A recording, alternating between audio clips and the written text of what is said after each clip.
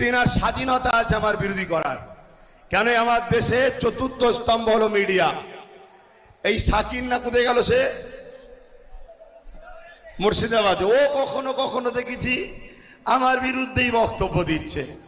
আমি দেখি, আমি তারপরও জানি ওদের স্বাধীনতা আছে। কিন্তু গত কয়েকদিন আগে লোক হয়নি বলে, মাথা ঠিক নেই, মিডিয়াগুলোকে ধরে ধরে মারছে। আরে এইরকম দাদাগিরি দিলে হয়? হ্যাঁ, সব জায়গায় দাদাগিরি চলে, বাপেরও বাপ থাকে, ঠিক না বেঠি? সবার থেকে বড় বাপ হলো আমার দেশের আইন ব্যবস্থা, ঠিক না বেঠি?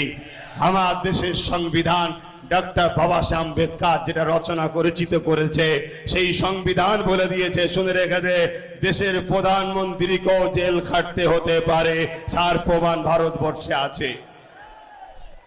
তো যাক, আজকের বিষয়টা খুবই সামান্য।